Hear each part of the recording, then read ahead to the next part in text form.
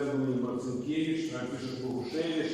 І нарешті такий справді літературний мовний ренесанс відбувається на початку 20-го століття, коли після революції 1900. Надо послушать какой-то классик, кто знает. Ну.